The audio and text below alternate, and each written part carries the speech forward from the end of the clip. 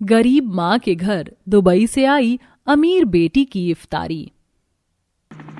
एक बड़ा सा हेलीकॉप्टर उड़ते हुए एक गरीब औरत के घर के थोड़ी सी दूरी पर जा रुकता है, जिसमें से एक हस्बैंड वाइफ हाथों में लाल कपड़े से ढके थाल लेकर उतरते हैं। साथ में पीछे से कुछ नौकर आते हैं जिनके हाथों में भी ढकी प्लेट होती है। अरे भला इस नकाब में ये औरत कौन है जो इतने सारे नौकरों के साथ हेलीकॉप्टर में आई है, वो भी इस गरीब शबनम के घर? पता नहीं भाई, चलकर देखते हैं आखिर इस गरीब के घर कौन है जो इतना अमीर व्यक्ति आ गया, वो भी रमजान वाले दिन, और वो भी उस वक्त जब इफ्तारी का समय हो चला है।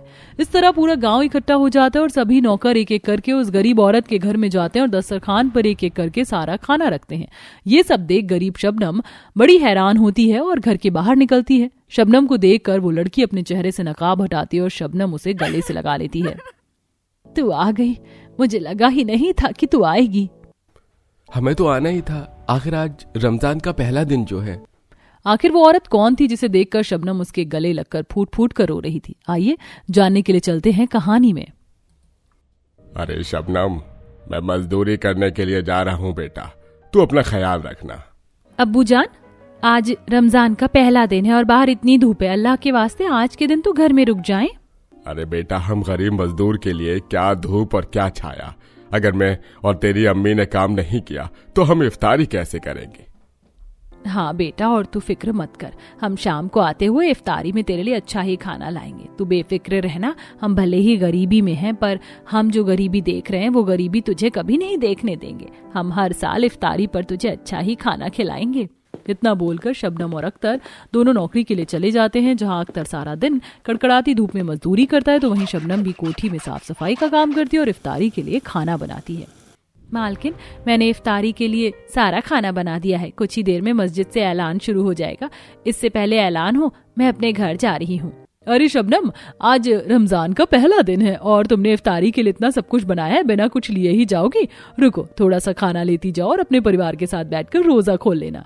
अब शबनम की मालकिन उसे इफ्तारी के लिए थोड़ा सा खाना दे देती है, जिसे लेकर शबनम बहुत खुश होती है और शाम को अपने घर जाती है, जहां वो देखती है कि सारा ने कालीन और दस्तरखान बिछा दिया है और दस्तरखान पर पानी, शरबत, चैन, मसाले, पापड़ और रोटी बनाकर रखी है। ये देख शबनम अपनी बेटी से कहती है, अरे वाह बेटा, तूने तो रोजा खोलने की सारी तैयारी भी कर ली। अब बस ऐलान हो जाए और तेरे अब्बू आ जाए तो हम सब एक साथ रोजा खोलेंगे। पर हाँ, तू इफ्तारी के लिए ये मत खाना, मैं तेरे लिए अलग से इफ्तारी लेकर आई हूँ। क्या मेरे लिए बाहर से आप इफ्तारी लेकर आई हो? फिर तो अम्मी हम सब मिलकर खाएंगे। इतना सारा नहीं है इफ्तारी की, हम सब बैठ कर खाएं। मैं ये इफ्तारी सिर्फ तेरे लिए लेकर आई हूँ और जो बचेगा तू वो सहरी के लिए रख लेना।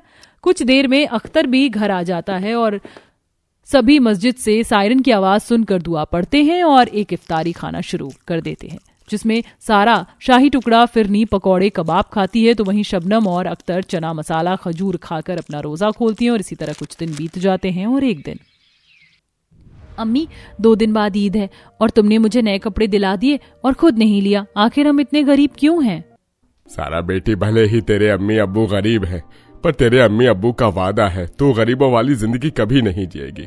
हम तेरी शादी एक बहुत अच्छे घर में करेंगे जहां तू एक अच्छी जिंदगी जिएगी और गरीबों की तरह ईद नहीं मनाएगी। अख्तर और शबनम गरीब होने के बाद भी अपनी बेटी को कभी भी गरीबी महसूस नहीं होने देते और अपनी बेटी को सारी खुशियां देते हैं जो वो दे सकते थे। इसी तरह एक दिन सारा के लिए दुबई का रिश्ता आता है और जब इस बारे में अख्तर और शबनम को पता चलता है तो वो आपस में खुद से कहते हैं, सुनिए जी, हमारी सारा किस्मत वाली है जो इतना अच्छा रिश्ता आया है। मैं इतना अच्छा रिश्ता हाथ से जाने नहीं देना चाहती। हमारी बेटी दुबई में राज करेगी, राज। शबनम, तुम फिक्र मत करो, मैं अपनी बेटी की दुबई के लड़के से शादी करने के लिए खुद को भी बेच दूंगा, पर उसकी शादी दुबई के लड़के से करके ही रहूंगा। अख्तर सारा की शादी दुबई के लड़के से करवाने के लिए गांव के सरपंच से और कुछ सेठ से कर्ज लेता और अपनी बेटी की शादी दुबई के एक लड़के से करवा देता है। पर सारा की शादी होने के बाद वो तो दुबई चली जाती है और उसके पीठ पीछे कर्जदार उसके अम्मी अब्बू को परेशान करते हैं। अरे क्या अख्तर भाईजान, और कितना समय लगेगा तुम्हारी बेटी की शादी को? 6 महीने हो गए, 3 महीने का समय लेकर तुमने कर्जा लिया था। अगर कर्जा नहीं चुकाया जा रहा तो जमीन बेच क्यों नहीं देते? वैसे भी तुम्हारे आगे पीछे अब है ही कौन? सरपंच जी, छोटी सी तो हमारी जमीन है, अगर हम उसको भी बेच देंगे तो खेती कहाँ करेंगे? अरे खेती करने की जरूरत ही क्या है, तुम दोनों पति पत्नी काम कर तो रहे हो। सरपंच 2 दिन का समय देकर वहां से चला जाता है। अब आए दिन कोई न कोई कर्जदार आकर उन्हें परेशान करता, जिस वजह से अख्तर और शबनम अपनी सारी जमीन बेचकर कर्ज चुका देते हैं। पर हर समय टेंशन लेने की वजह से अख्तर की तबीयत खराब हो जाती है और वो अपाहिज हो जाता है और अकेले शबनम कोठियों में साफ सफाई का काम करके अपने पति का ख्याल रखती है। पर उम्र होने की वजह से अब वो भी सही से काम नहीं कर पाती। ऐसे ही एक दिन, सुनिए जी, कल से रमजान शुरू है और घर में खाने के लिए एक फूटी कौड़ी नहीं है और आप कोई काम कर नहीं सकते। मुझे समझ नहीं आ रहा हम इस साल का रमजान कैसे रखेंगे। जहां शबनम अपनी गरीबी और लाचारी से परेशान थी तो वहीं दुबई में सारा एक अच्छी जिंदगी जी रही होती है। सच में दुबई तो बहुत सुंदर है, यहाँ का बुर्ज खलीफा, रेस्टोरेंट, सब कुछ अव्वल दर्जे का है। पर मुझे अपनी अम्मी की बहुत याद आ रही है। इतनी गरीबी में भी मेरी अम्मी ने मेरा निकाह इतने अच्छे घर में किया। आपको पता है निकाह से पहले भी अम्मी अब्बू मुझे इफ्तारी में अच्छा खाना खिलाते थे। कल से रमजान शुरू है, मुझे तो अपनी अम्मी अब्बू की याद आ रही है। काश कि मैं उन्हें इस साल रमजान पर इफ्तारी में अच्छा खाना दे पाती। तो क्या हो गया बेगम जान, हम आज शाम को ही अपने प्राइवेट जेट लेकर इंडिया जाएंगे और वो हेलीकॉप्टर डायरेक्ट तुम्हारे अम्मी अब्बू के घर के बाहर उतारेंगे। उनके लिए इफ्तारी लेकर जाएंगे, वो भी अपने नौकरों के साथ। क्या सच में आप सच कह रहे हैं? मुझे तो विश्वास ही नहीं हो रहा। चलिए जल्दी से घर चलते हैं और इंडिया जाने की तैयारी करते हैं। आखिर मैं पहली बार अपनी अम्मी अब्बू के लिए दुबई से इफ्तारी जो लेकर जा रही हूँ।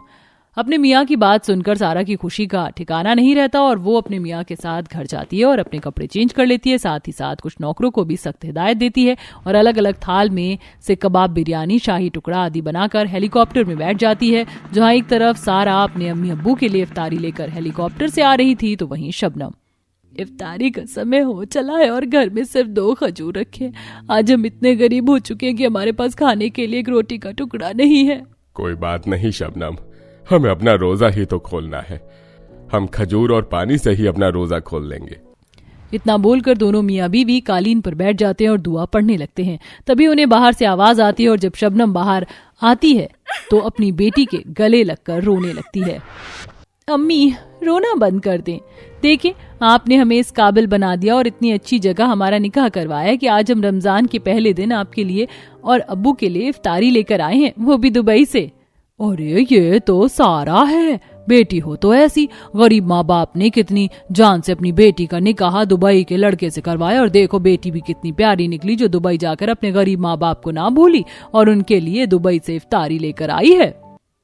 चल बेटा अंदर चलते हैं, आज हम सब एक साथ मिलकर रमजान के पहले दिन रोजा खोलेंगे। आसपास के सभी पड़ोसी ये सब नजारा देखते रह जाते हैं और शबनम को अपनी दुबई वाली अमीर बेटी और दामाद पर नाज होता है और वो लोग अंदर जाकर एक साथ दुआ पढ़ते हैं और अपना रोजा खोलते हैं। अम्मी, हमने फैसला कर लिया है कि अब से आप लोग हमारे साथ दुबई में रहेंगे। हम अपने इसी हेलीकॉप्टर से आप लोगों को आज रात को अपने साथ दुबई ले जाएंगे।